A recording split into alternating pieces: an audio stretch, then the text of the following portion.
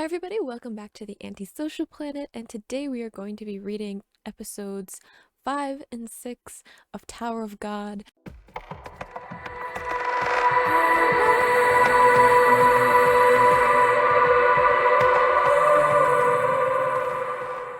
So, in the last couple of episodes that we read, we kind of wrapped up the whole Heaton's floor story where we had Baum going up against this giant eel thing and he had to break this ball so that he could pass the level. And we, of course, had him kind of showing some of his own strategic thinking, some of his own ways of thinking outside the box, where we saw with Evan, who knew how to get through the floors. He's a guide, so he knows how to find certain paths through the different floors, the different challenges. And so he knew that in order to actually win, Baum would have to basically get eaten by this eel and then fight his way out. Very, Jonah and the whale kind of thing. So we saw that Baum was able to figure that out, that strategy, by himself without Evan having to tell him. So we're kind of seeing his own ingenuity, his own way of thinking outside of the box, seeing new ways of solving a problem, and was able to injure this eel and get to the ball. But when he was using the Black March to try and break it, it wouldn't break, and he then kind of had a little bit of an interaction with this spirit that lives within it, the kind of, I don't know, presence that lives within Black March, and she agreed that she would work with Baum and she wanted to help him on this journey, which is kind of a out of the box thing, apparently, because she tends to be a little bit difficult to deal with.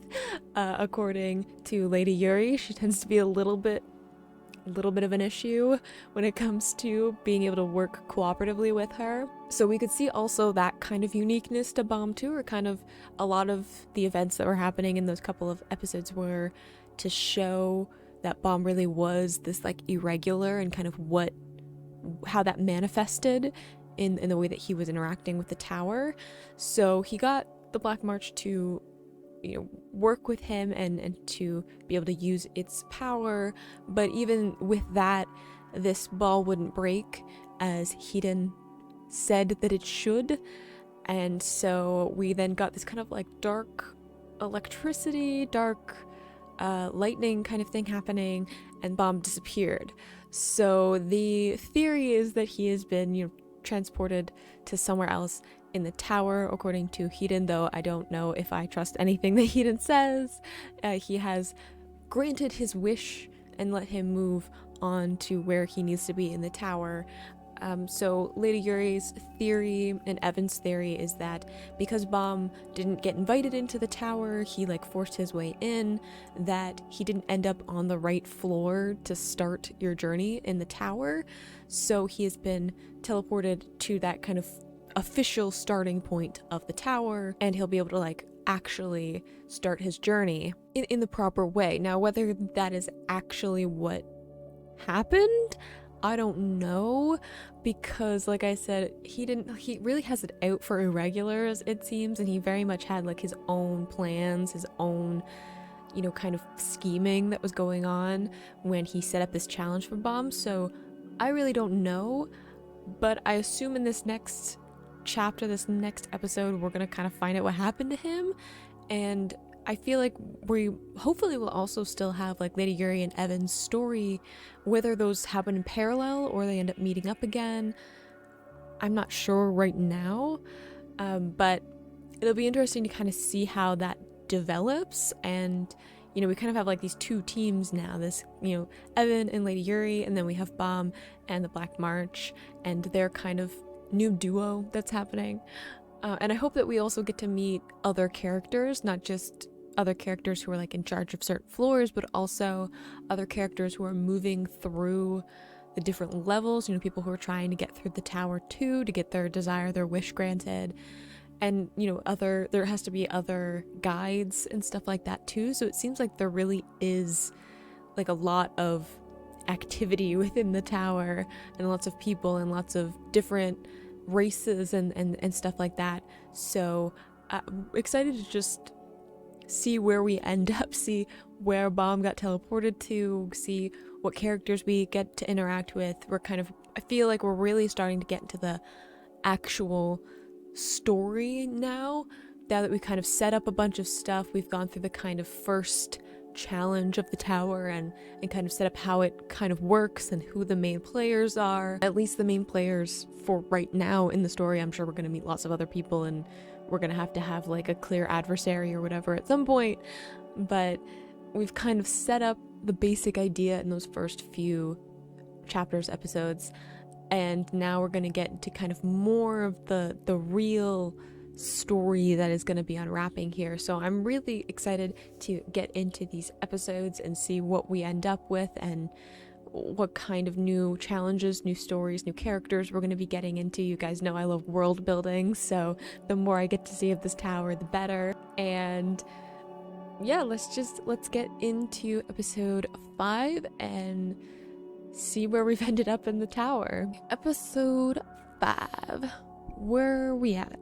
It's weird to say Bomb with long hair, but someone pointed out in one of the comments for my last video, because there was like a scene with like someone with long hair, and I was like, I don't really know who that is, and I sort of thought it was Rachel, but then someone was like, no, it's Bomb with long hair, and I'm like, okay, that was a thing. Noted. This feels oddly manipulative, and it's making me a little bit uneasy. I'm just saying. I don't know much about this Rachel person, but I know that Bomb is he's very attached to her, you know, was like willing to like put my life on the line if I get to see her again, I get to be with her again. And it feels a little bit like worship-y, and this feels like manipulative and awful. So maybe I won't like this Rachel girl the more I learn about her, but like, you know, I don't really know her. Maybe I'm just getting the wrong vibe. See, it's all for her. It feels worshipy in like a extremely unhealthy and like imbalance of power kind of thing, because like in, you know, relationships of any kind, there needs to be a balance of power, and when there isn't is when you get like dysfunction. So I'm getting that vibe, and it makes me nervous about like what's gonna happen in like for Bomb once he like actually sees Rachel again, how it'll like break him a little bit. Or maybe he'll grow super strong and independent throughout his journey of being in the tower, but I think it'll definitely be a little bit of a heartbreak moment. Okay, new floor. Second floor. Ooh. Wow, this is very vibrant compared to what we've seen so far. It's like a flying city. That's cool. Bomb! You're awake. Well, sort of. You'll get there. Mysterious object? What are you? 1. This is like the proper start of the story. It's a communication device of some kind. He's got that translator orb of knowledge now, so he can understand things. You're okay, love. Don't worry about it. All in one piece could be worse. Yeah, that's what I'm saying too. I'm like, and I know that some people have been saying like, don't think of it in terms of like just a tower, like as like one concrete environment, and even just like reading the story, there seems to be a lot more going on with that. And they're like, you know, think of it as like a world, a dimension in and of itself.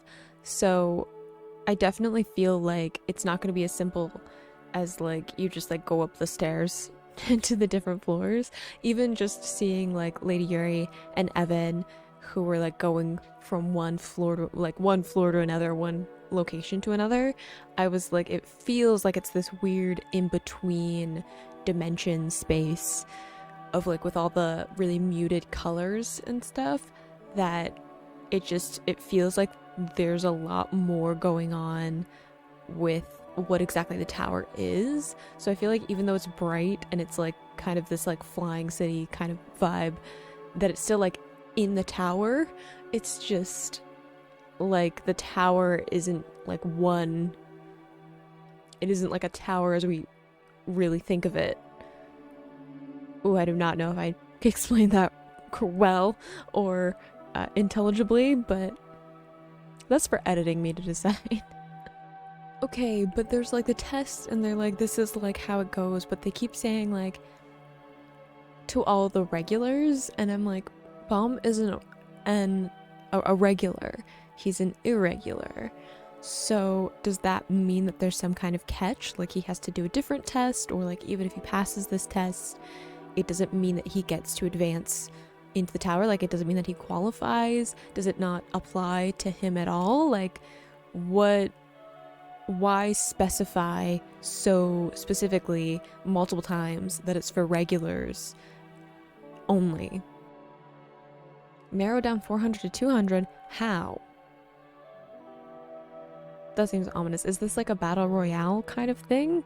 I would also like to know what that means. But it also says regulars. So does that mean that like if there's like 201 people left over and Bomb is like the one, it still counts because he's not, there's still like 200 regulars left? Yeah. I'm like, this is gonna end violently. Also oddly poetic in these little boxes. I'm like, are they Bomb's thoughts? I'm assuming they are because we're focusing on him. Is it a narrator character? Is it another character that'll be introduced soon? But waxing more poetic than I'm used to. It'd be interesting if that is Bomb's thoughts though, because I feel like we haven't spent a lot of time like really getting to know who he is. And if he does lean towards kind of a more poetic way of thinking, a more like philosophical way of thinking, then that means like he's curious, he's well educated, he's very like introspective, like all those kinds of things. He seems fairly introverted in general. It would be a good kind of character mark. It feels a little bit tonally odd considering how the previous episodes have been written, but if it's supposed to be a character mark, then I think it works really well. It's a really efficient way of just like using dialogue boxes, because you are like limited to pretty much dialogue boxes when you're doing comics. You know, you have to either show it in like the facial expressions, in the gestures and the way someone holds themselves, or you have to show it through dialogue. So being able to kind of use those internal kind of thoughts, monologue kind of things, almost a train of thought, to show off his personality is a good way of kind of using this kind of quieter, like held breath moment before I'm assuming all hell breaks loose. Yes, run. Or I mean, possibly fight. You'll probably have to fight at some point during this. I don't recommend you kill. I would like not to. Also, why is he just missing a pupil? Sorry. Just distracted by a tiny detail. What are you? Hello, other character. That is a giant weapon. You little what now? You're not even gonna like introduce yourself? Figure out who you're fighting against? This really, not to bring in like other webtoons, but this reminds me a lot of Omniscient Reader in like the first challenge thing. I won't talk about it too much because if you haven't read it, I don't want to spoil it for you. So, but basically there's like different challenges, different levels and stuff in that as well. And it's just making me think of the first challenge in that series. You should read it. I haven't finished reading it, but you should also read it. Ooh, Archer. Hello, another character. Can we not kill on sight or maim on sight? Just a thought. I know everybody's desperate and wants like their own thing, but like, can we think about it for a second? Ooh. Yikes. I keep being introduced to new characters. I'm like, oh, hello. And then like they get taken out. I mean, technically, if you just have to be one of the 200 survivors, you don't actually have to hurt anyone or get rid of anyone. You just have to live longer. So you could just like hide out and wait for it to be over. Theoretically. Not everyone can do that, obviously, because then it would never end. But Bomb can. Oh wow, that's he seems tall. He seems formidable. Oh, we're choosing to fight. I just went through the whole spiel that you could just wait it out. Might be the coward's way. But you also might survive and be able to live with your conscience. Oh, hello. Good line up, like lining up shot, parallel shots. I love transitions like that in like film, not just movies, but also like television and like music videos and stuff, where people have like a shot of one person, and then they have like they do the same shot with another character. So when you transition from one to the other, they like line up. I love those transitions. I don't know why. It's just so satisfying to have a shot line up perfectly between like two different people. So hello, white-haired person, and also person who reminds me a lot of Red Skull, but that's not the point.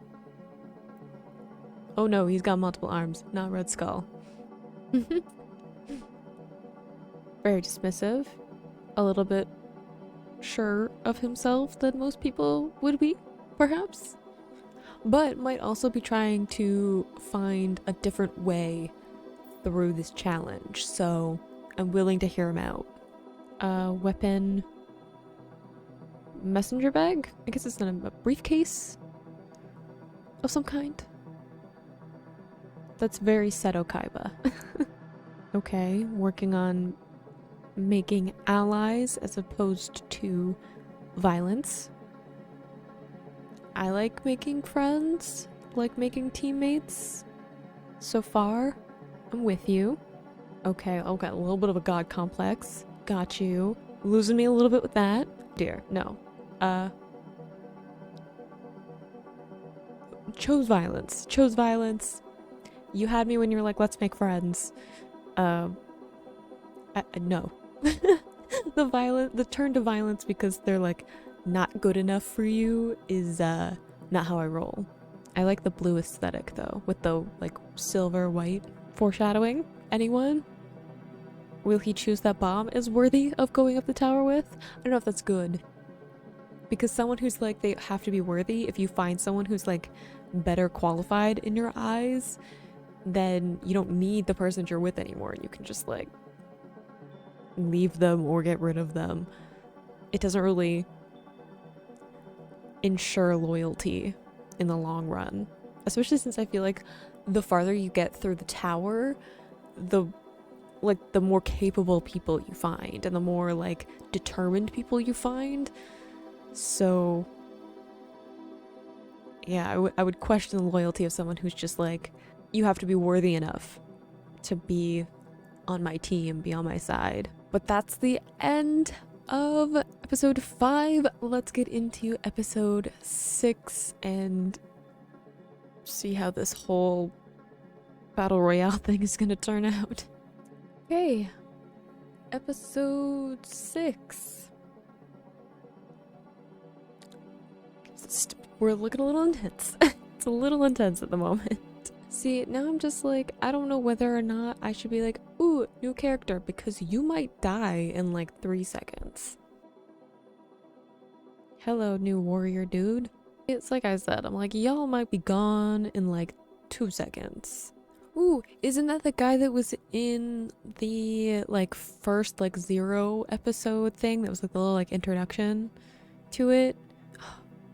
I wish I remembered all the faces in that, but I remember him because he's like got the, he's not as humanoid. He's not as human as a lot of the other characters were, so I remember this one. It's also a little intimidating. Alright, just like put it down. I also like the bickering of like other people are like fighting and killing each other off and stuff, and then these two are just like bickering with each other about whose spot it is. He's talking about like worth as well. So like, you know, people who are like, let's team up, but only with people who are worth it. But like at the same time, I'm like, is teaming up a viable long-term strategy for being in the tower? Because like if you all make it to like the top of the tower, like where you get your wish or your desire granted, do you all get to have your wish or desire granted, or is it just one person? Because if only one can go at a time, then having a team seems like a bad decision because you're like destined to betray each other.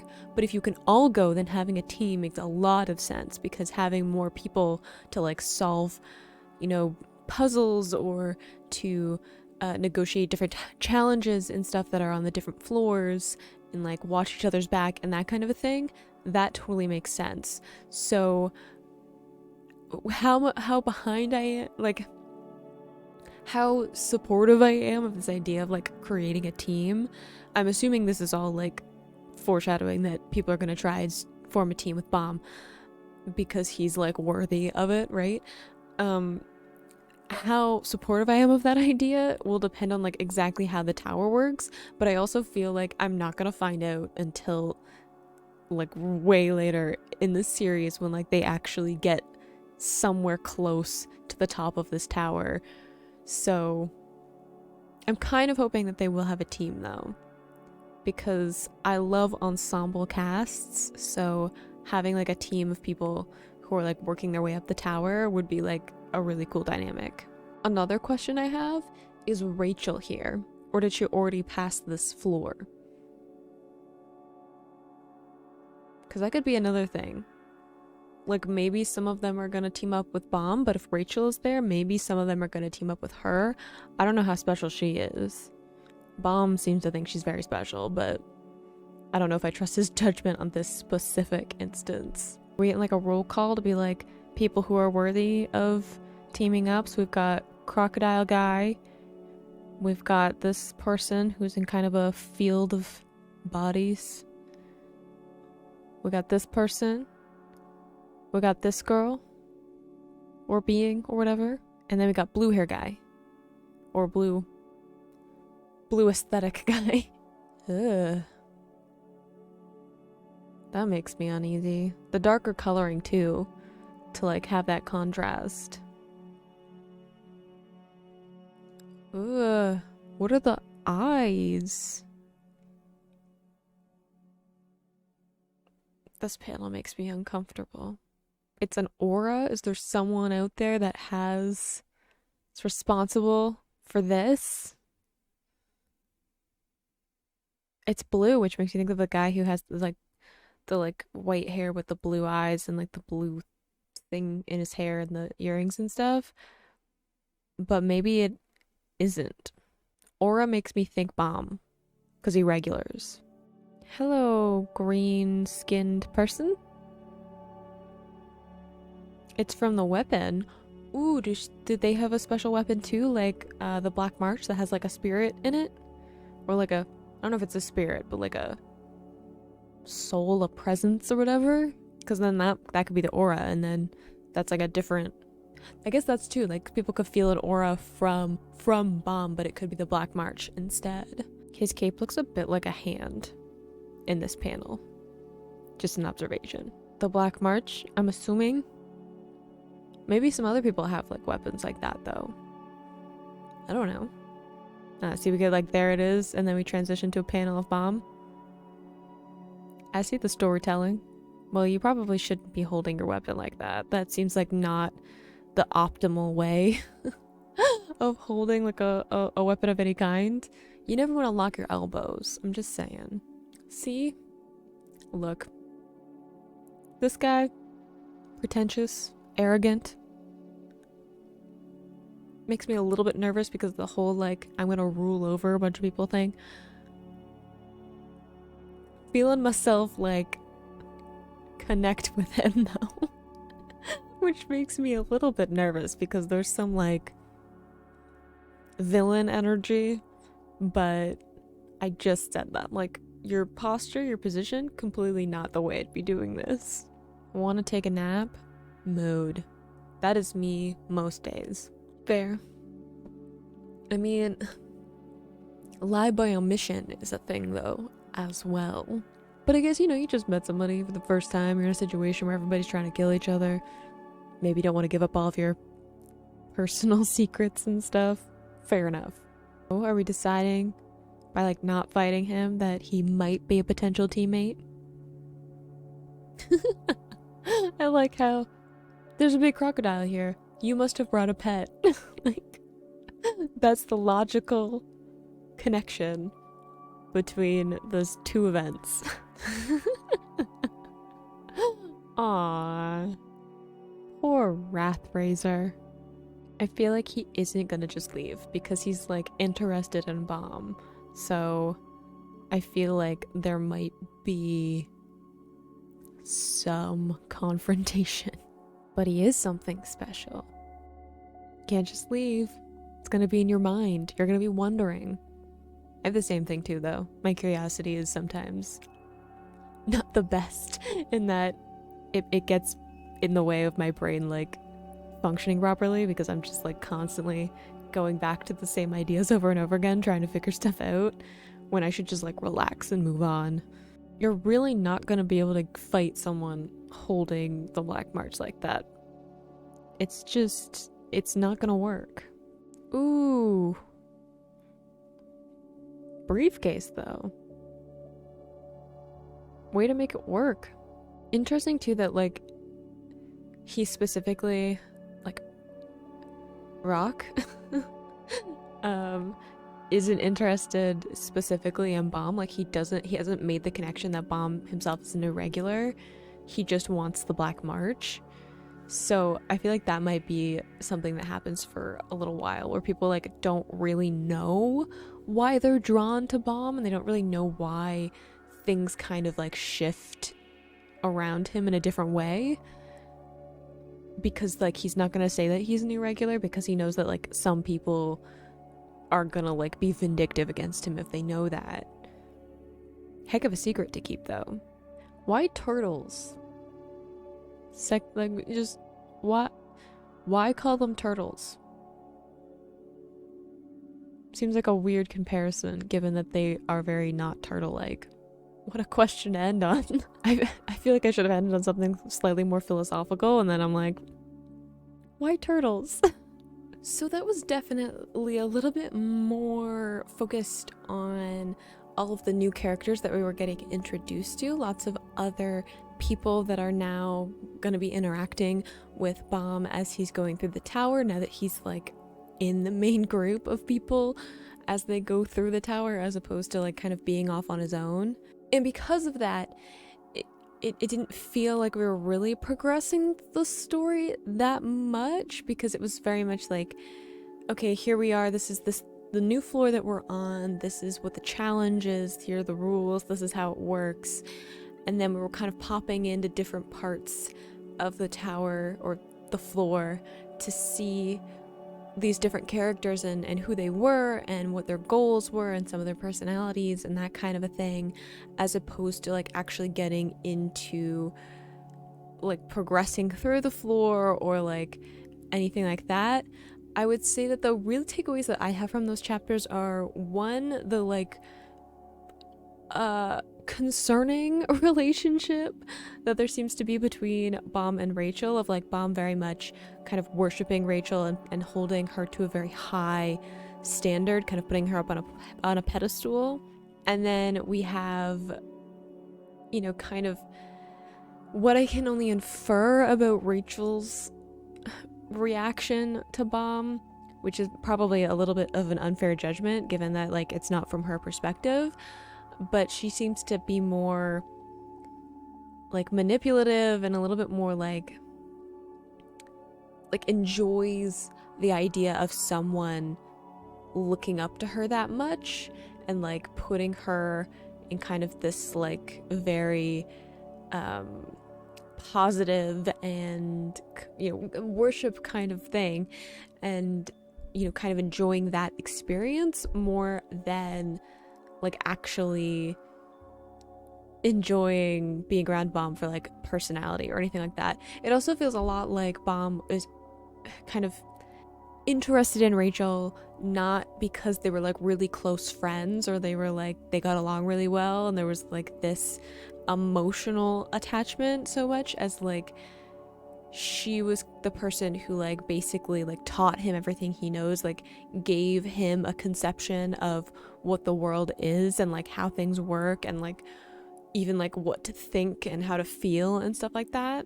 And because of that being like how they worked, it was like it's less of like a friendship and more of like a I feel like Rachel is kind of like an anchor in Baum's life, and like not having her, he's like, well, what do I do? What do I feel? What do I think? Like how should I be seeing the environment I'm in and the people that I'm meeting? Like what how do I think? What do I do?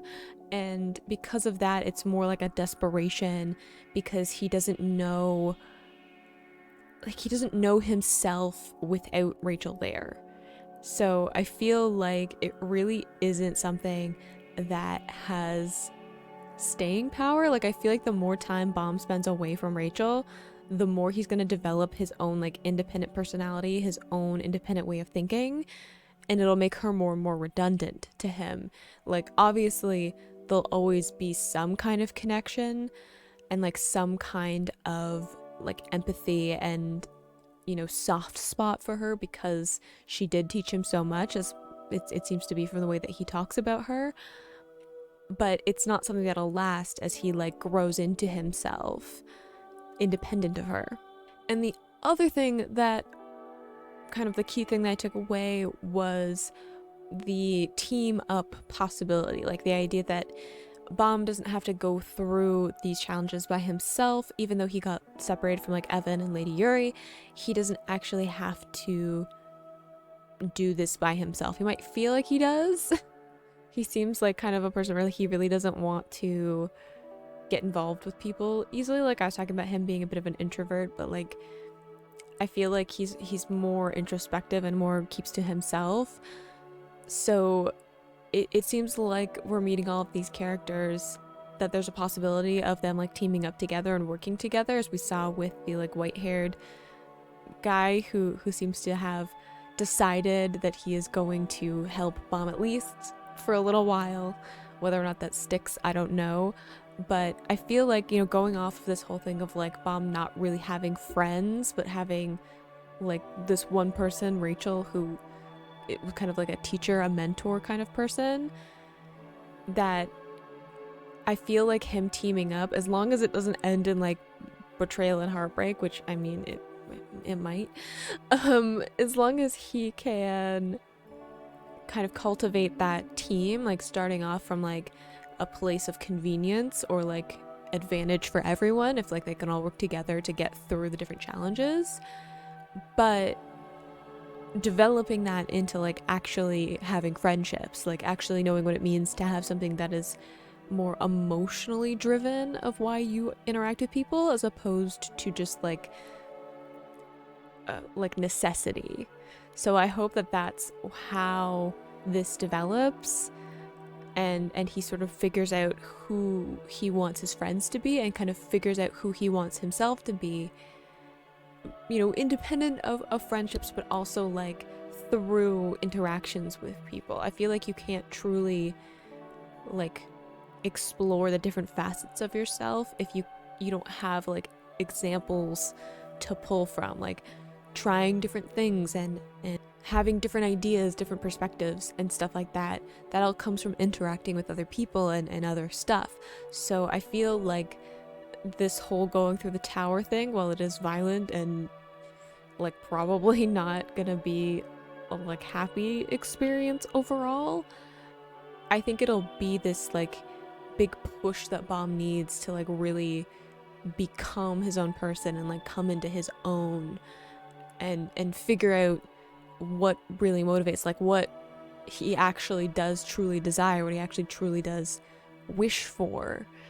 And I feel like the more time he spends in the tower, the more the more distance between him and Rachel is actually gonna get. Even if they like end up being in the same room with each other, I feel like he's just, with every second that he spends in the tower, without her, that he is learning how to survive and exist without her. So if you enjoyed reading those along with me, you can subscribe to the channel so that you don't miss the next chapters that I read or the next episodes that I read of Tower of God. You can also click up here to the playlist of all of the episodes I have already read if you want to go back to the beginning and see my initial thoughts of that. And I will see you in the next video. Bye!